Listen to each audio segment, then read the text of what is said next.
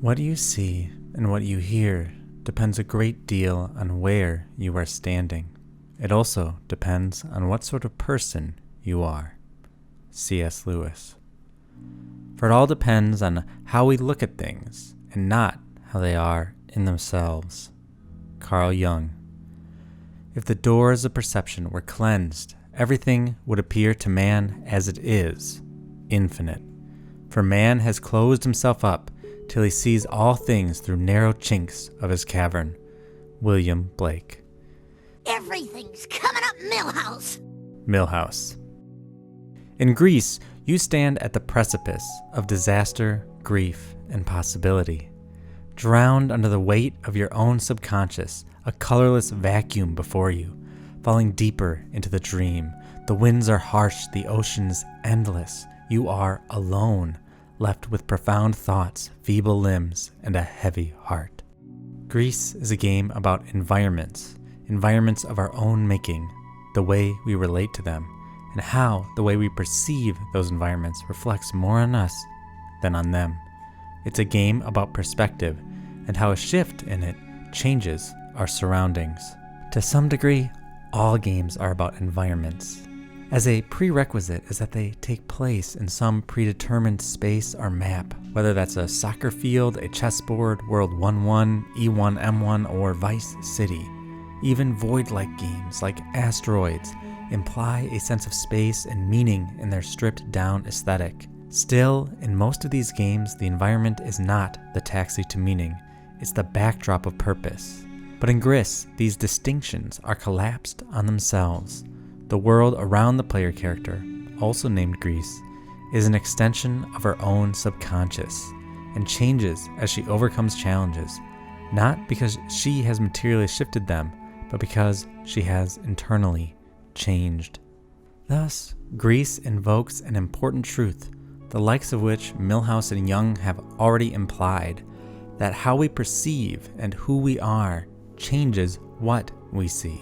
In a time of scientific post-enlightenment and a computational understanding of the world, both of which place an emphasis on a static world comprised of atoms and strict physical dimensions, this kind of sentiment is often relegated to more New Age spiritualism or philosophy than the way we actually practice seeing the world. Yet, as Greece's exploration of grief shows us, it is precisely a change in perspective that we need to overcome the most important personal challenges we face. So, how does Greece show us the power of a change in perspective? The most salient way is in how Greece achieves her goal to climb out of her emotional hole. She does not resolve to defeat some enemy blocking her path or reach some far-off respite. No, she earns to bring color back into her world. The white desert the game opens up with is representative of her emptiness, a broken world for a broken person. Restoring this place's devastated statues or lifeless landscapes has little to do with physically putting them back together, but seeing the remnants of oneself in a new light. Thus, at each of the game's milestones, it is Greece who internally changes, releasing from herself color back into this world, and thus opening up a path towards rejuvenation. The more one plays Greece, the more colors blossom in this handcrafted world. It becomes richer and more vibrant. With every shade that dyes the game's palette, more of this world and its creatures come to life. More dynamic contrasts appear, and the further Greece gets to lifting herself out of her self-imposed prison.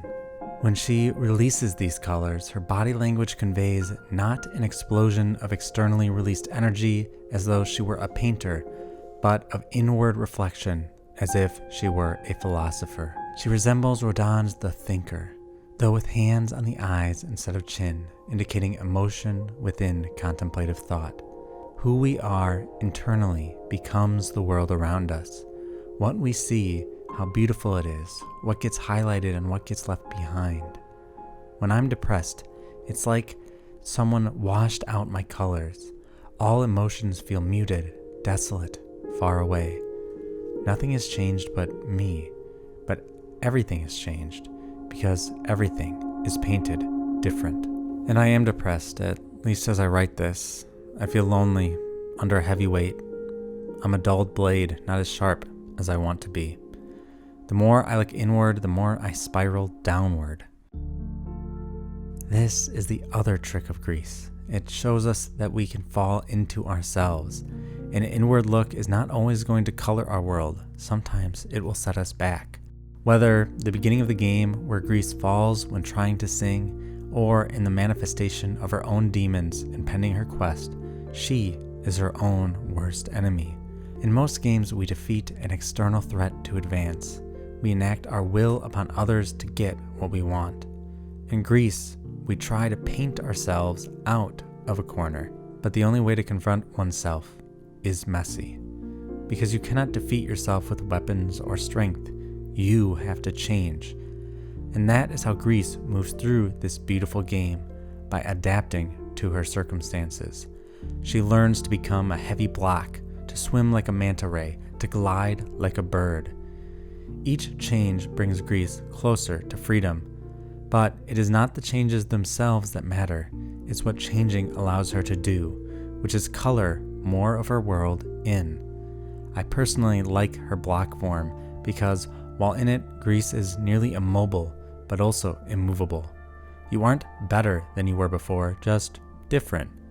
And sometimes that's what we need to overcome ourselves, not to be better, but to just be different. In this way, we let our environments shape us, and wisdom is knowing when to fight against them and when to wade through them, when to pull and when to push, when to breathe in and when to breathe out. Ultimately, Grease overcomes this environment not by changing it, but by changing how she sees it, and that is its most potent lesson for us. Of course, please don't mishear me. Sometimes we need to escape a toxic environment, but there are other times where the solution to our ailment is to reflect and color in the world around us. You have a choice in how you see the world. Paradoxically, such inward reflection often teaches us to look beyond ourselves and asks us to meet the world on its terms, not ours. It reminds me of a quote from David Foster Wallace's speech, "This is water." If you're automatically sure that you know what reality is and who and what is really important, if you want to operate on your default setting, then you, like me, probably won't consider possibilities that aren't annoying and miserable. But if you've really learned how to think, how to pay attention, then you will know you have other options. It will actually be within your power to experience a crowded, hot, slow, consumer hell-type situation as not only meaningful, but sacred, on fire with the same force that lit the stars. Love, fellowship, the mystical oneness of all things deep down. Not that that mystical stuff's necessarily true. The only thing that's capital T true is that you get to decide how you're going to try to see it. That is a powerful sentiment, to choose for things to have meaning, to be bigger than they are, to look at the world and come back wanting more rather than pulling away in disgust. That default setting will either wear you down or you will wear it down. Similarly, Grease defeats her foes not by exploding them to bits, punching them harder than they can punch back, or subduing them with strength, but by wearing them down. This subconscious bird exhausts itself and dissipates. This giant fish of depression chases her until it can no longer hold back. You can't escape them by standing still, but you also cannot defeat them by wishing them away, only by enduring them and working to tire them out. This is what it means to consciously decide what has meaning and what doesn't, to wear out your own autopilot to the point that you can fly without it. But often when I'm depressed, and suspect when most people are, things lose their meaning. Not because I hate them, but because I struggle to feel, point blank. But one thing that has the power to pull me out of that torched mindset is music. Music is laden with meaning. It communicates emotion and sentiment and significance without pretension. And music is how Grease escapes her grief. When she reaches her lowest point, what reconstructs her world is not her hands and feet, but her voice, her humanity. Music is often linked to humanity in this kind of abstract way. I'm unsure if it's a common experience, but I have heard or read multiple people who've argued that it is our relationship to music that may set us apart as unique among the cosmos. I think this is because listening to music forces us outside of ourselves. It's one period of time where we're really listening, internalizing something beyond what happens inside our skull. It sets us into oneness with the world around us. This is a little bit of a leap, because after all, Grease sings to combat herself. She doesn't put on headphones. Yet that melody, that voice, represents the final key to interacting with our environment. It is not enough to just let it wash over us. If we do that, then it will sweep us away. We must interact with it, communicate with it, feel with it. That's a two-way street. This is what makes Grease special to me. It details the two-way nature of our relationship with environments. You can determine what around you has meaning and doesn't, how to color it.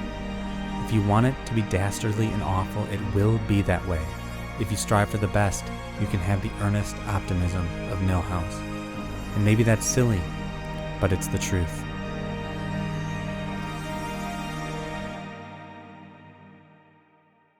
I would like to thank my fans for choosing and voting on the topic of this video. You guys make doing these videos more rewarding and help bring extra color into my world.